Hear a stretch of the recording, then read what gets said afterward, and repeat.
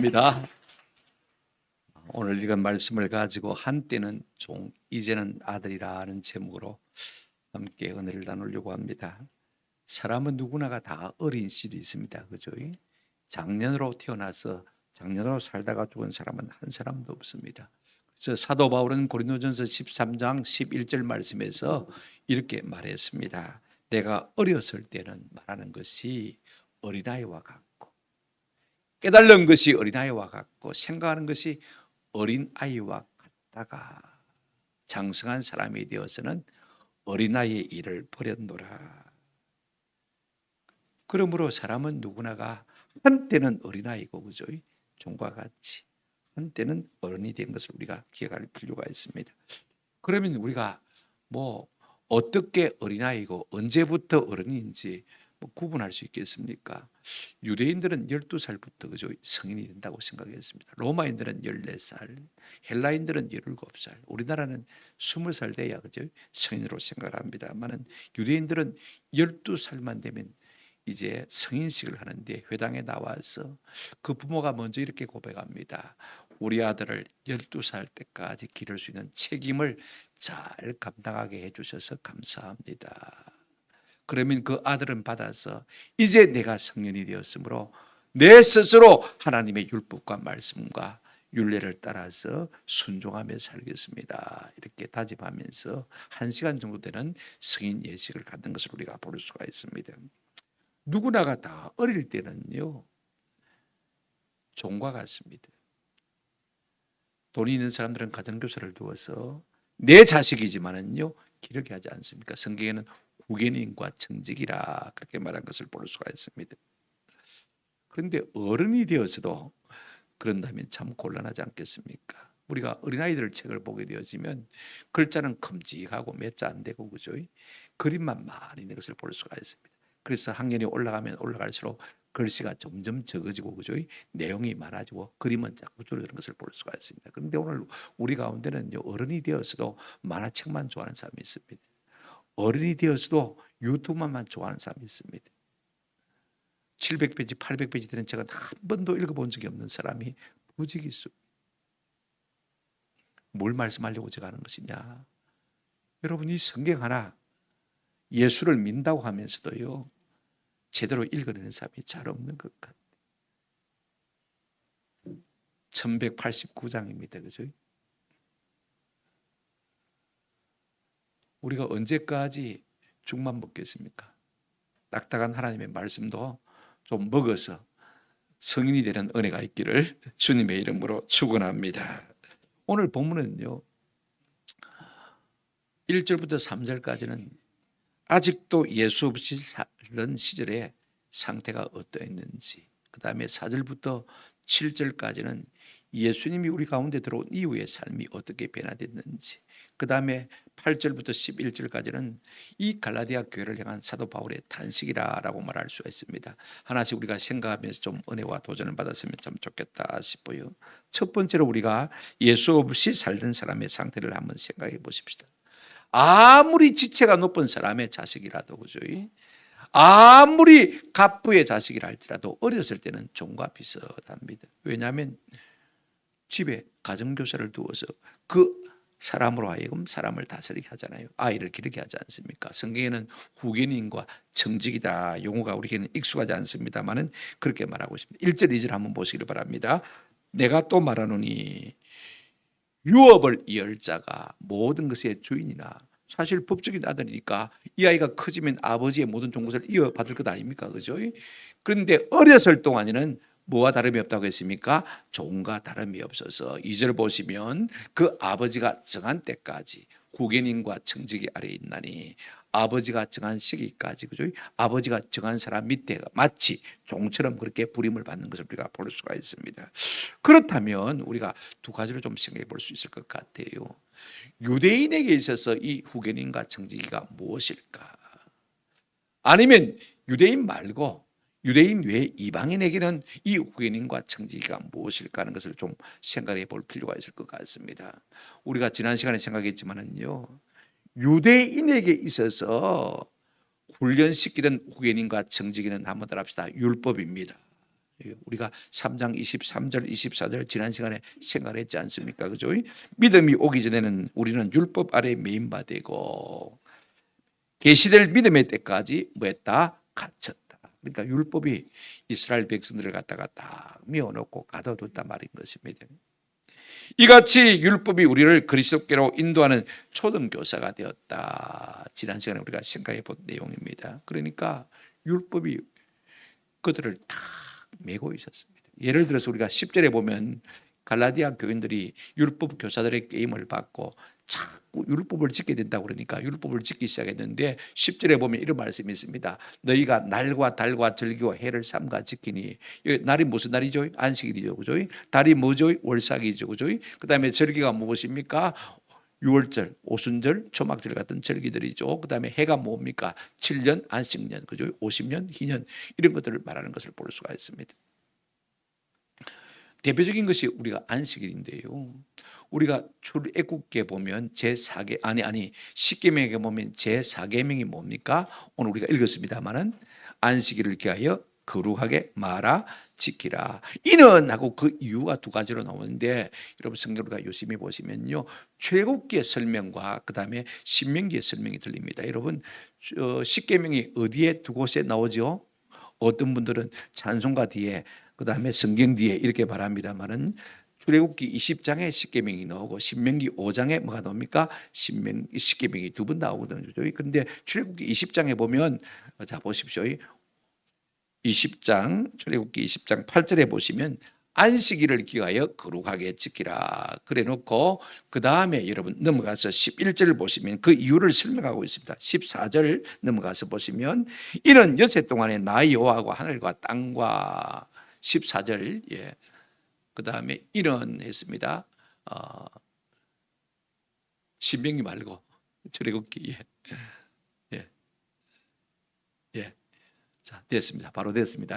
이는 여세 동안에 나 여호와가 하늘과 땅과 바다와 그 가운데 모든 것을 만들고 일곱째 되는 날에 뭐 했다고 했습니까? 쉬었습니다.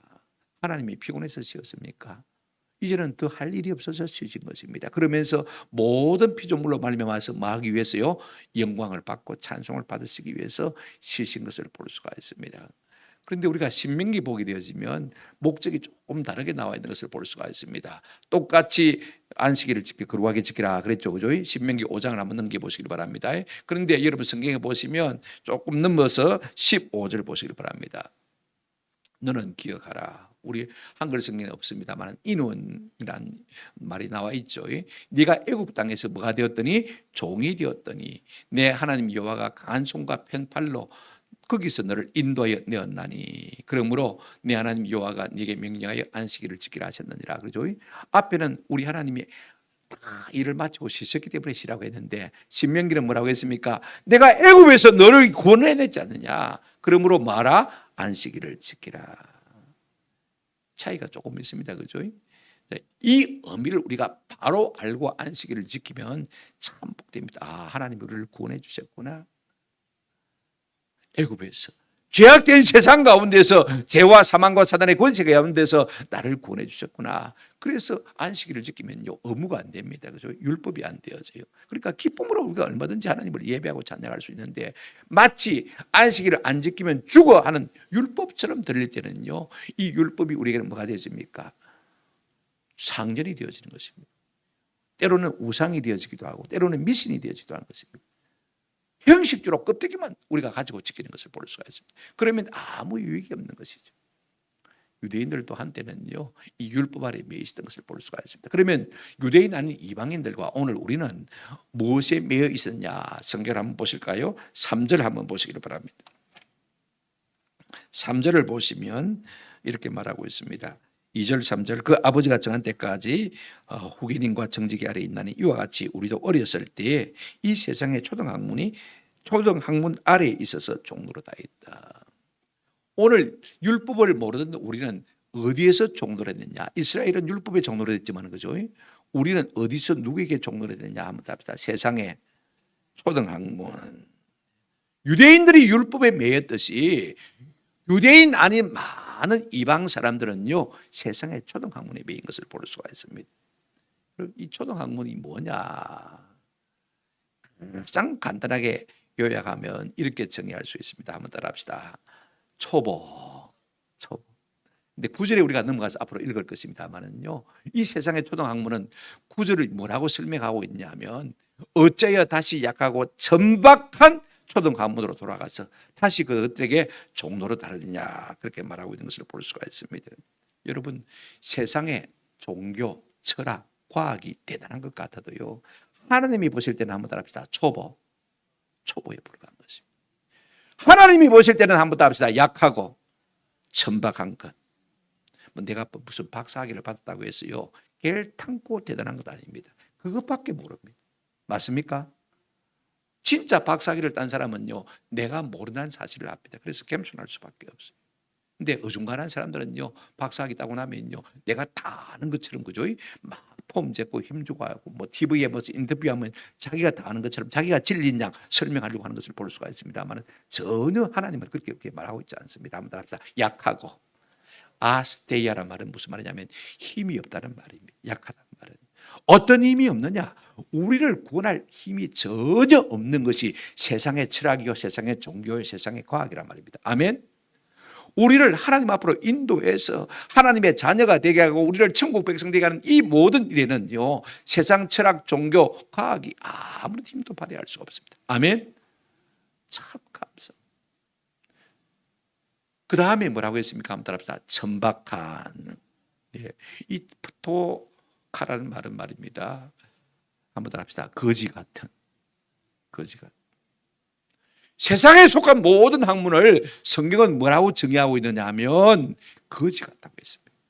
누더기 같다고 말하고 있는 것을 볼 수가 있습니다. 그래서 사도 바울은요, 그가 많이 배운 사람입니다. 그 당시에 당대의 최고의 철학자, 최고의 신학 박사 아닙니까? 그럼에도 불구하고 우리가 빌립보서 3장을 보게 되어지면요, 이 모든 것들을 내가 한번 따라합시다. 분토같이 버렸다. 아니면 배설물처럼 버렸다. 그렇게 말하고 있는 것을 볼 수가 있습니다. 배설물이 뭡니까? 똥이라는 것입니다. 이것이 하나님 앞에서 구원받는데 아무런 역할도 가치도 감당할 수 없는 미천한 것이라는 것입니다. 아멘. 우리가 이렇게 생각하고 예수를 믿어야 돼요. 근데 오늘날 세상에는 교회 안에서 말입니다, 인문학이 마치 진리인 양 판을 치는 것을 볼 수가 있습니다. 젊은 목사들 사이에서는 자꾸 인문학을 말하려고 하는 것을 볼 수가 있습니다. 정리하면 그렇습니다. 예수님이 오시기 전에 우리의 상태는 뭐냐면요, 이스라엘 백성들은 율법의 종로로 됐고, 그렇죠? 우리가 어릴 때는 율법의 종로로 됐고, 그 다음에 이방인들, 이스라엘 백성 말고 다른 사람들은 말입니다, 우리가 가진 종교, 철학, 그 다음에 과학, 이런 모든 지식들을 갖다가 최고인 양 생각하고 살았단 말입니다. 그런데 이것은 천박하고 이것은 약한 것이라고 했습니다. 우리를 구원하는 아무런 힘이 없는 누더기와 같은 것이라고 말하고 있는 것을 볼 수가 있습니다. 그러면 예수님이 오신 다음에 둘째로 우리가 생각할 것은요, 예수 안에 사는 사람의 상태는 어떠하냐 하는 것을 좀 생각해 볼 필요가 있을 것 같습니다. 4절 보시면 때가 참에 하나님이 그 아들을 뭐 했다고 했습니까? 보냈습니다. 그죠? 자, 근데 여기서 우리가 보내셨다, 하나님이 보내셨는데, 아들을 보내셨는데 어떻게 보내셨는가, 왜 보내셨는가, 우리가 두 가지로 좀 생각해 볼 필요가 있을 것 같아요. 보십시오. 자, 그러면 하나님이 때가 딱 차가지고, 하나님의 구원의 경륜과 승리의 때가 딱 아우가 차가지고 하나님께서 예수님 오실 때 예수님을 보내주지 않습니까? 주전 2000년 전에. 그죠? 그렇다면 어떻게 보내셨느냐, 때가 참에 하나님이 그 아들을 보내사, 그 다음 말이 참 중요합니다. 한번 따라합시다. 여자에게 나게 하시고 율법 아래 나게 하신 것은 두 가지로 나게 하셨습니다. 한번 따라합시다. 여자에게서 나게 하시고. 이 말씀이 의미하는 바가 무엇이냐? 우리가 여자에게서 안 난 사람이 어디 있습니까? 그죠? 그런데 우리가 마태복음 예수님의 족보를 가만히 살펴보시면요, 예를 들어서 한번 보십시다. 마태복음 1장 1절부터 3절 보실까요? 아브라함과 다윗의 자손 예수 그리스도의 계보라 있습니다. 그죠? 그런데 보십시오. 남자 이름만 나옵니다. 아브라함이 누구를 낳고요? 이삭을 낳고. 이삭이 누구를 낳습니까? 야곱을 낳고. 여러분, 사라가 이삭을 낳았지, 그죠? 그렇지 않습니까? 리브가가 야곱을 낳았지. 근데 전부 남자 이름만 납니다. 아버지가 아들을 낳고 아버지가 아들을 낳고. 보십시오. 끝까지 헤스론은 남을 낳고, 그죠? 아버지가 아들을 낳고.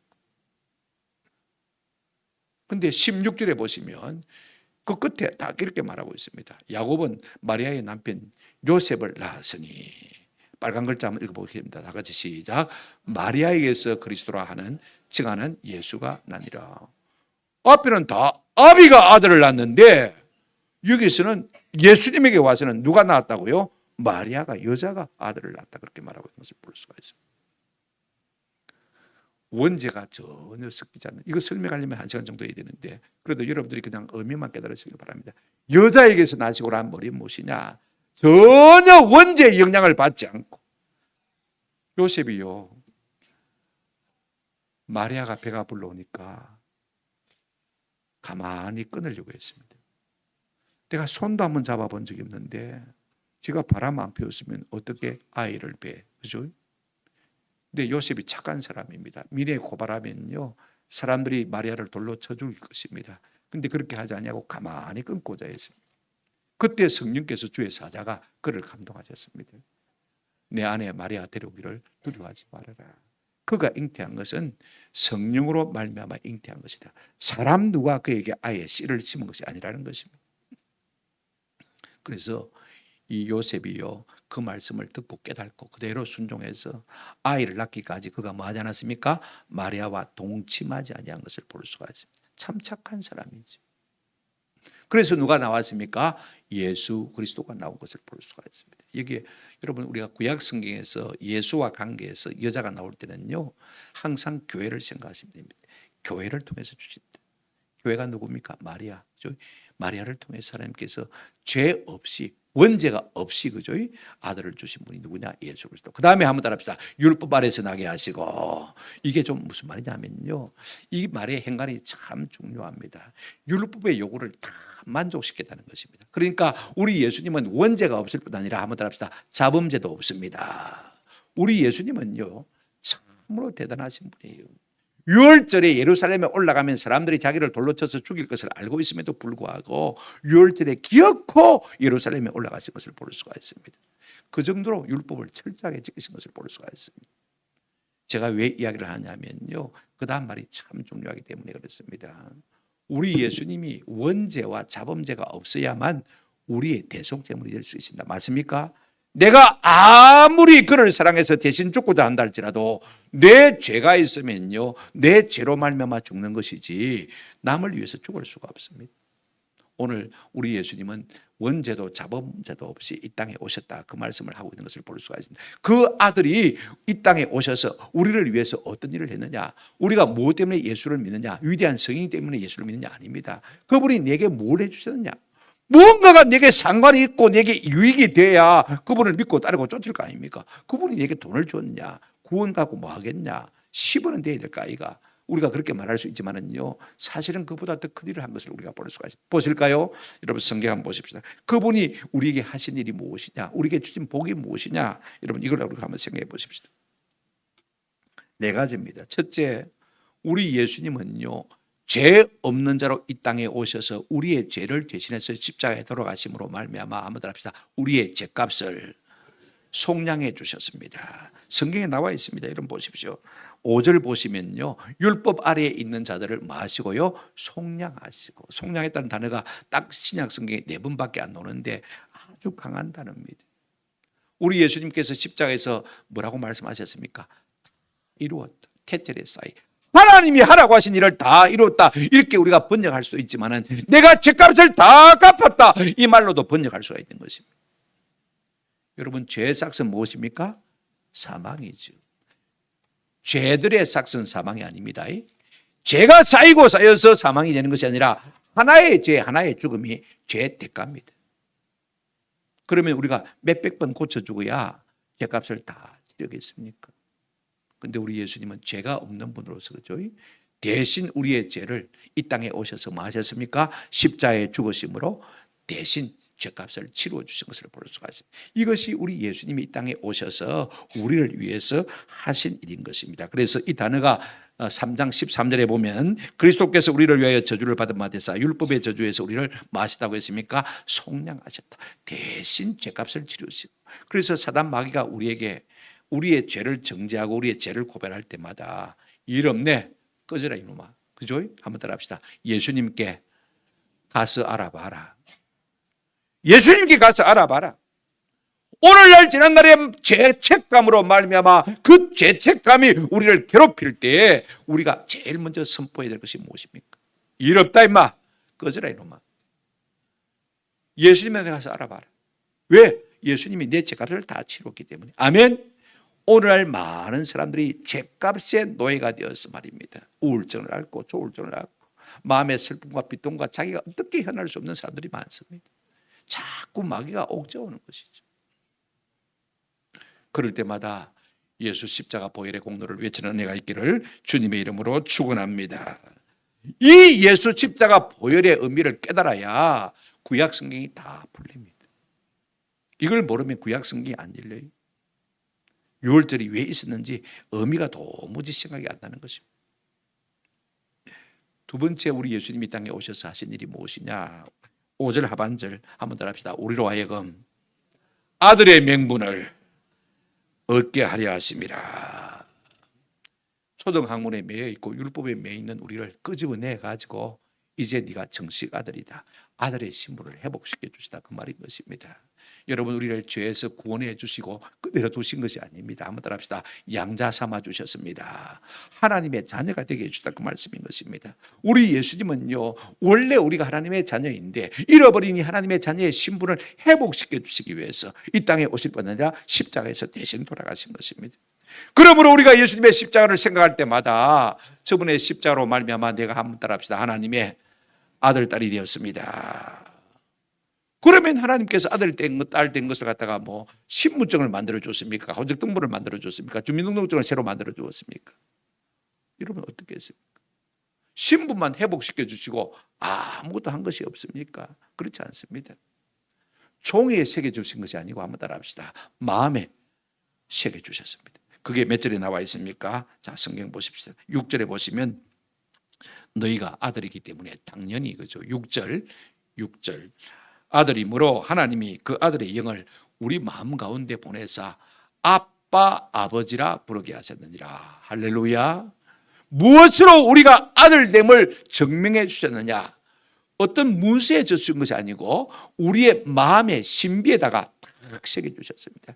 그래서 나도 모르게 하나님을 향하여서 한번 따라합시다. 아빠 아버지. 예, 며느리들 가운데 비위가 좋은 며느리들은요, 시아버지 보고도 아빠 잘해요.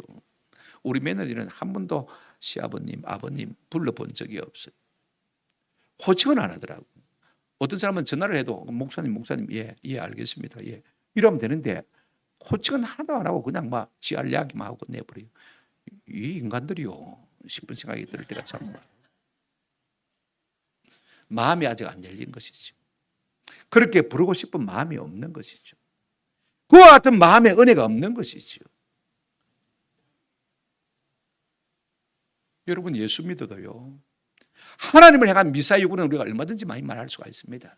전능하시고 천지 만물을 창조하시고 권세와 능력이 많으시고 지혜와 지식이, 자비와 긍휼이 무궁무진하신 하나님, 수식어는 우리가 얼마든지 쓸 수 있습니다만은요, 그렇게 많은 수식어가 하나님 앞에 기도할 때 필요한 건 하나도 없습니다. 한번 따라합시다. 아버지. 한마디면 끝나는데 아버지 돼도 확신이 없으니까 자꾸 수식어만 나열할 수밖에 없는 것입니다. 교회를 다녀도요, 별로 거듭나지 않은 사람은요, 아버지란 말을 절대로 못합니다. 성령께서 내 마음속에 자녀됨의 확신을 주셔야 내가 하나님을 향하여서 얼마든지 아빠, 아버지라 부를 수 있는 것입니다. 6절 다시 보시길 바랍니다. 너희가 아들이므로, 마땅히 아들이기 때문에 종이 문서에다가 써준 게 아닙니다. 그거 딱 농짝에 숨겨놨다가 나중에 잊어버리거든요. 그렇게 하지 아니하고 네가 아들 아이가, 그러니까 날마다 하나님을 뭐라 불러라? 아빠라 불러라, 아버지라 불러라, 그 말인 것입니다. 그래서 우리 마음 가운데 성령으로 도장을 딱 찍어놨습니다. 내 아들 맞다, 할렐루야. 그래서 우리가 하나님을 아버지라 부르는 거 아닙니까? 우리의 죄값을 대신 속량해 주실 뿐 아니라 아들의 명분을 회복시켜 주시고, 아들의 명분을 회복시켜 주실 뿐 아니라 우리 속에서 우리가 스스로 아들임을 인정할 수밖에 없도록 날마다 하나님을 부를 수 있도록 성령께서 우리 가운데서 아빠, 아버지라 부르게 하시는 것입니다. 아멘. 그러면 아버지라 부르게 하는 것으로 끝나버리느냐? 결단코 아닙니다. 7절 한번 보시길 바랍니다. 그러므로 네가 이후로는 종이 아니요 아들이니, 아들이면 그 다음부터 한번 같이 읽겠습니다. 시작. 하나님으로 말미암아 유업을 받을 자니라. 아버지하고 이러면 실컷 불러대는데 상속은 하나도 안 줘. 배다른 아들이 다 가져가 버리란 말입니다. 무슨 의미가 있습니까? 무슨 의미가 있어요? 한번 생각해 보십시오. 그런데 아들이라 부를 아들 하나님을 아빠 아버지라 부르게 하실 뿐만 아니라 그 다음에 우리 예수님께서 우리에게 하신 일이 무엇이냐면요, 하나님으로 말미암아 유업을 받게 하신 것을 볼 수가 있습니다. 아멘. 상속받을 수 있는 법적 아들이 되게 하신 것을 우리가 볼 수가 있습니다. 여러분, 유업으로 받는 것이, 상속으로 받는 것이 있어야 당연히 아들 노릇할 것 아닙니까? 아들 맛이 있지 않습니까? 우리가 자식인데 부모가 달라고 하면 안 줄 부모가 누가 있겠습니까? 그렇습니다. 하나님이 우리에게 주신, 예수로 말미암아 주신 복이 무엇이냐? 우리의 죄를 속량해 주셨습니다. 그죠? 속량해 주실 뿐 아니라 아들의 신분으로, 그죠? 우리를 입양해 주셨습니다. 그 다음에 하나님을 아바 아버지라 부르게 해 주셨습니다. 아멘. 예수를 구주로 영접하면 이와 같은 복들이 우리 가운데 생기는 것입니다. 네 번째, 뭘 받게 하신다고 했습니까? 상속, 유업을 받게 하신다고 말씀하셨습니다. 아버지의 모든 좋은 것을 받아 누리는 권세 있는, 특권이 있는 자녀가 된 것을 볼 수가 있습니다. 이것이 우리 예수님이 이 땅에 오셔서 십자가에 돌아가심으로 말미암아 우리에게 주신 선물이요 복인 줄로 믿습니다. 그러니까 우리가요, 이 엄청난 특권을 받아 누리고 있는데도 불구하고 계속해서 세상에 잘난 사람들, 잘 사람들 삶만 바라보고 있으니까 우리 자신이 누구인지 모르는 것입니다. 우리가 누구인지를 바로 알면요, 삶의 습관과 태도가 달라질 수밖에 없고 언행이 달라질 수밖에 없는 것입니다. 내가 누군지를 똑똑히 알아야만요, 우리가 이 세상에서 빛과 소금으로 살아갈 수가 있는 것입니다. 세 번째로, 이 모든 것을 말한 다음에 사도 바울이 갈라디아 교회를 향해서 탄식하는 것을 볼 수가 있습니다. 권면하는 것을 볼 수가 있습니다. 왜냐하면요, 우리가 4절부터 7절 사이의 상태인데, 갈라디아 교인이 말입니다. 이미 복음을 듣고 예수님의 자녀가 되었으니까, 그죠? 그런데 자꾸 1절부터 3절 상태로 돌아가려고 하더라는 것입니다. 율법으로 자꾸 돌아가려고 하더라는 것입니다. 세상의 초등 학문으로 자꾸 돌아가려고 하더라는 것입니다. 그러니요, 이 복음을 전한 사도 바울로서는 기가 찰 수밖에 없는 것입니다. 그래서 바울이 뭐라고 고민하고 있습니까? 자, 보십시오. 이 바울은요, 전에는 너희가 어떤 존재인지를 먼저 설명하고 있습니다. 자, 성경 보실까요? 8절. 그러나 너희가 그때는 하나님을 알지 못하여 본질상 하나님이 아닌 자들에게 종로로 다했더니, 하나님을 알지 못하고 그 다음에 어떻게 했습니까? 하나님 아닌 자들에게. 하나님 아닌 자가 누굽니까? 하나님 아니면서 하나님 노릇한 것이 무엇입니까? 우상 아닙니까? 마귀 아닙니까? 그죠? 그들에게 매여 살더라, 그 말이 있습니다. 그들에게 종로를 하더라는 것입니다. 지가 하나님도 아니면서 과학이 하나님 노릇했거든요. 그죠? 지가 하나님도 아니면서 종교가 하나님 노릇했거든요. 그죠? 지가 하나님도 아니면서 철학이 하나님 노릇했지 않습니까? 우상이 지가 하나님인 양, 마귀가 지가 하나님인 양 하나님 노릇했지 않습니까? 우리는 다 옛날에는 그런 신분이었습니다. 에베소서 보시면 2장 2절 3절에 이렇게 말하고 있습니다.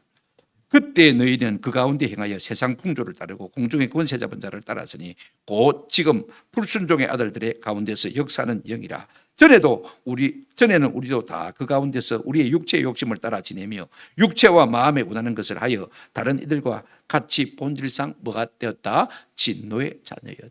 우리가 이전 모습, 이런 모습. 갈라디아 교인들아, 너희가 다 그랬지 않느냐? 그러면 지금은 우리가 어떤 사람들이냐? 여러분, 9절 한번 보시길 바랍니다. 이제는 너희가 하나님을 알 뿐 아니라 더욱이 하나님이 아신 바 되었거늘. 여러분, 우리가 아이를 낳아놓으면 한 100일 정도 지나면 빵긋빵긋 웃고 엄마 아빠를 알아봅니다. 그죠? 나야 태중에 있을 때부터 알았죠. 부모들이야. 그죠? 그런데 이제 한 100일 정도 지나고 나면요, 아이가 엄마 아빠를 알아볼 때는 얼마나 귀여운지 몰라요. 그죠? 반응을 하거든요. 그죠? 이거 내 새끼 맞구나. 그죠? 얼마나 기쁜지 몰라. 하나님은 우리를 아셨지만은, 그죠? 근데 우리가 하나님의 사랑을 자꾸 받으면서 하나님, 나 하나님 자녀이구나 한 것을 깨달아가더란 말입니다. 그러니 하나님께는 얼마나 큰 기쁨이 되겠습니까? 이것이 지금 우리의 모습인 것입니다. 그러면 하나님 아는 것이 무엇이냐? 요한복음 17장에 보면 영생은 이것이니 뭐라고 했습니까? 하나님과 참 예수 그리스도를 많은 것이라고 해요. 아는 것. 우리가 하나님을 아는 것. 이것이 우리의 영생인 것입니다. 그런데 그러면서도 지금 이 갈라디아 교인들이 이 유대교 율법주의자들의 게임을 받아서 어떻게 하려고 하고 있습니까? 9절에 보면 어찌하여 다시 천하고 약하고 천박한 초등학문으로 돌아가서 다시 그들에게 종로를 따르느냐. 탄식과 책망이지요. 여러분, 율법과 세상의 초등학문은요, 한번 합시다. 약한 것입니다. 아까 제가 말씀드렸죠. 스테이야 하는 말은 무엇입니까? 없다는 말이거든. 스테미너가 없다는 말입니다. 힘이 없다는 말이거든. 그죠? 자, 힘이 없다는 말이 무슨 말입니까? 우리를 구원할 만한 아무 능력이 없습니다. 율법도 마찬가지고 세상에 속한 모든 철학, 종교, 과학이 다 그렇습니다. 아멘. 그 다음에 천박하다 말했죠. 퍼똑거라 말을 제가 말씀드렸습니다만 뭐라고 했습니까? 거지 같은, 누더기 같은 그런 뜻이죠. 그죠? 여러분, 그것이 뭐 대단한 것 같아도요, 그 별것 아닙니다. 저도 나이 40 들었을 때 박사 학위 받지 않기로 마음에 딱 작정을 했어요. 지금까지 안 받았습니다. 한 1년 논문 쓰면 되죠. 그것이 내 자랑이 되지 않도록 하기 위해서. 그거 아무것도 아니거든, 사실은. 그렇지 않습니까? 약하고 천박한 것이라고 했습니다. 아멘. 세상에 속한 모든 과학과 지식을 총망라해도 거기에 우리의 구원을 주는 능력이 있습니까? 없습니까? 없습니다. 그러니까 초보에 불과한 것입니다. 아멘. 이런 확신이 우리 가운데 좀 있을 필요가 있는 것입니다. 자, 근데 고린도서서 2장 10절에 보시면 너희가 달과 그다음에 날과 달과 절기와 해를 상가지키니 그랬습니다. 그런데 고린도서서 2장 16절 10절에 보시면 이런 말씀이 있습니다. 그러므로 먹고 마시는 것과 절기나 초하루나 안식일을 이유로 누구든지 너희를 비판하지 못하게 하라. 이것들은 장래일의 그림자이나 몸은 그리스도의 것이니라 그랬습니다. 여러분, 예수 그리스도 그분이 실체입니다. 그죠? 그림자인 율법은요, 실제가 오면 우리 가운데서 뭐 해야 됩니까? 사라져야 되는 것이죠. 이게 중요합니다. 그럼 우리가 왜 주의를 지키고 있습니까? 왜 안식일을 지켜야 된다고 말하고 있느냐? 의미가 달라지는 것입니다.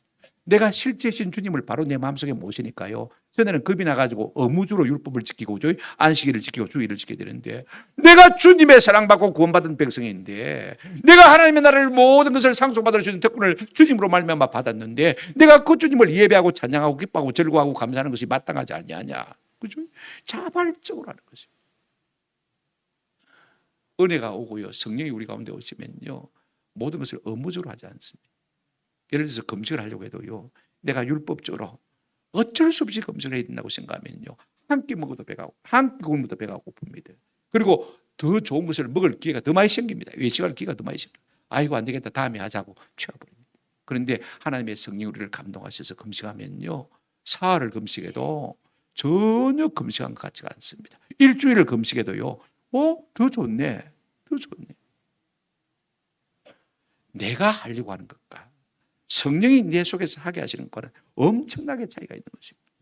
오늘 우리가 주의를 지키는 것은요, 성령께서 내 마음속에 우리가 구원받은 자로서 하나님 앞에 예배하는 것이 마땅하다고 자꾸 일깨워 주시니까, 그래서 자원해서 자발적으로 드리는 것입니다. 껍데기만 있고 알맹이는 없는, 그죠?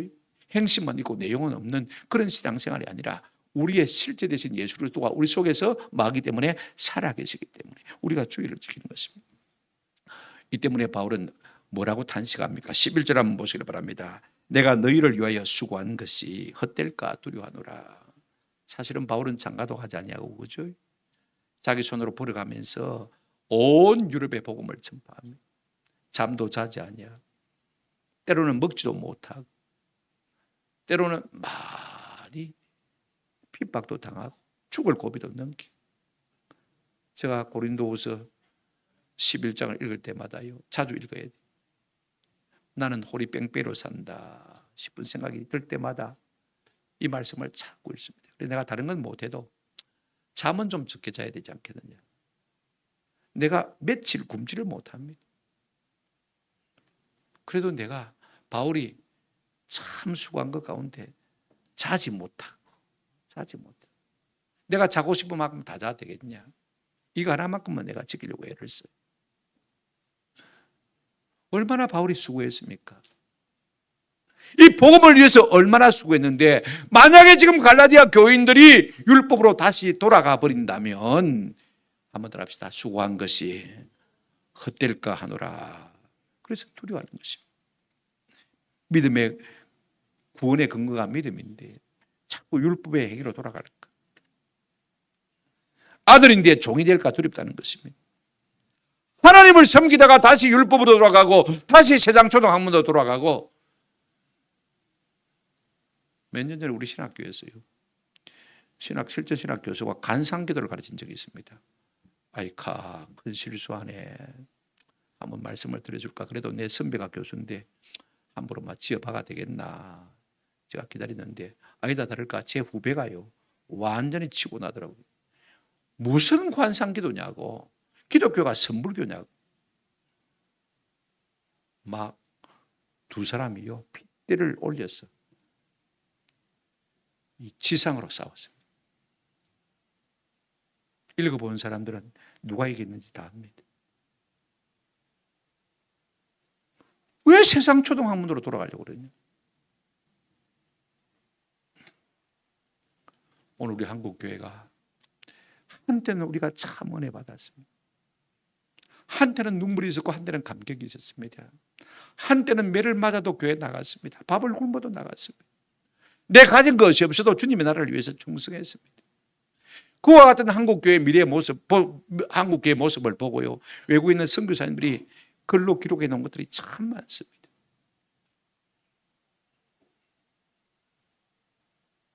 그것들을 가서 와서 읽으면요, 참 우리가 참 감사할 수 있을 것 같아요. 근데 중요한 것은요, 이제는 깡마른 형식만 남아 있습니다. 왜 그렇게 되었습니까? 끊임없이 말씀과 기도 가운데 거하지 않았기 때문에 그렇습니다. 성경을 안 읽다 그 말입니다.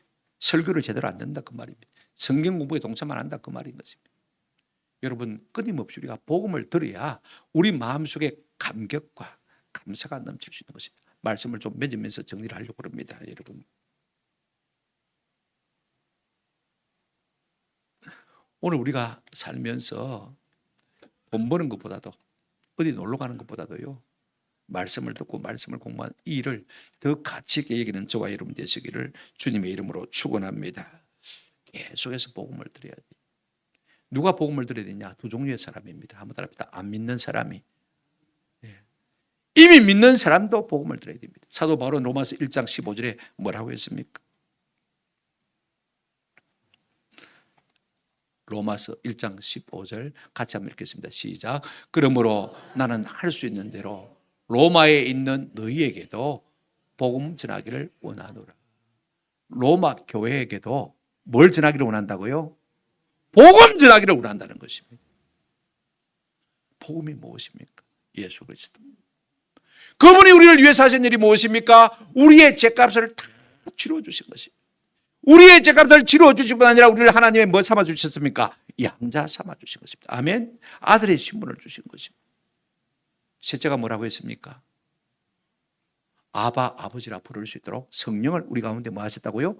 부어주셔서 하나님의 자녀인 것을 성령으로 말미암아 우리 신비의 도장을 꽝 찍어두신 것입니다. 할렐루야. 그렇습니다. 네 번째 뭡니까? 하나님의 모든 좋은 것을 상속받을 수 있는 귀한 특권을 주신 것입니다. 이걸 우리가 들으면요, 우리 마음속에 천국이 그냥 막연한 것이 아닙니다. 그냥 개념적인 것이 아닙니다. 너무나 구체적으로 다가오는 것을 볼 수가 있습니다. 하나님께서 이와 같은 예수님을 갖다가 어떤 은혜를 주셨습니까? 여러분, 에베소서를 한번 보시면 비교할 수 있으면 참 좋겠습니다. 1장 20절부터 22절 21페이지로 넘어가십니다. 이 두 개만 비교하고 마치도록 하겠습니다.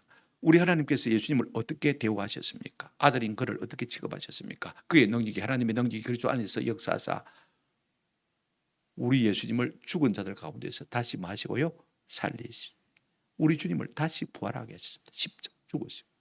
그 다음에 뭐 하셨습니까? 하늘에서 자기의 오른편에 마시고요, 앉히시고 모든 통치와 근세와 능력과 주권과 이 세상뿐 아니라 오는 세상에 있거든 모든 이름 위에 마게 하시고요, 뛰어나게 하시고 모든 이름으로 하여금 그 앞에 무릎을 꿇게 하신 것을 볼 수가 있습니다. 이것이 아들인 예수 그리스도에게 주신 하나님의 영광입니다. 복입니다. 맞습니까? 그렇다면 우리 예수님께 주신 이 복을 오늘 우리에게도 주실 줄로 믿습니다. 조금 넘어가서 에베소서 2장을 한번 보시면요, 우리 주님께 주신 복이 오늘 우리 그대로 있는 것을 볼 수가 있습니다. 보실까요? 에베소서 2장 4절부터 7절입니다. 긍휼에 풍성하신 하나님이죠. 그죠? 하나님이 우리를 사랑하신 그 큰 사랑을 인하여서 자 5절 보십니다. 허물로 죽은 우리를 그리스도와 함께 마셨고요 살리셨고 우리 하나님이 예수님을 살리셨잖아요. 그죠? 너희는 은혜로 구원을 받은 것이라 그랬습니다. 그 다음에 6절 한번 보십시오. 또 함께 뭐 했습니까? 일으키셨다고 했습니다. 우리 예수님 이렇게 주셨잖아요. 하나님. 그죠? 그 다음에 더 중요한 말이 있습니다. 예수 그리스도 예수 안에서 함께 뭐 했다고 했습니까? 하늘에 앉히시니 그랬습니다. 우리 예수님이 하늘에 앉은 것처럼요 우리도 한번 따라합시다. 하늘에 앉게 될 것입니다. 이것이 우리 하나님께서 예수님에게 주신 복이고 아들 되는 우리에게도 주신 복입니다. 아멘. 그러니까 여러분 우리의 상급이 그 천국에 있는데 이 땅의 것이 대수가 아니다 그 말일 것입니다. 이것이 복음이 생생하게 우리 가운데 느껴지게 되어지면요 천국의 소망이 우리에게 더 확실해질 수밖에 없는 것입니다. 이 복음을 듣고 오늘 우리 가운데 이 소망이 좀 선명해져서 말입니다. 천국이 막연한 개념이 아니라 먼 것이 아니라 날마다 내 삶 속에 실제로 느껴지는 은혜가 있기를 주님의 이름으로 축원합니다. 지금 이 땅에서 우리가 영원한 것은 없습니다. 천국에 가면 다 있을 것입니다. 그 복을 먼저 받은 분이 누구냐? 예수님이고 그 다음에 예수님에 이어서 붙어서 함께 누릴 사람이 누구냐? 오늘 우리인 것입니다. 이 같은 확신과 담대함이 소망이 되어서 이 험한 세상 우리가 승리하며 살 수 있는 저와 여러분 되시기를 주님의 이름으로 축원합니다. 아멘.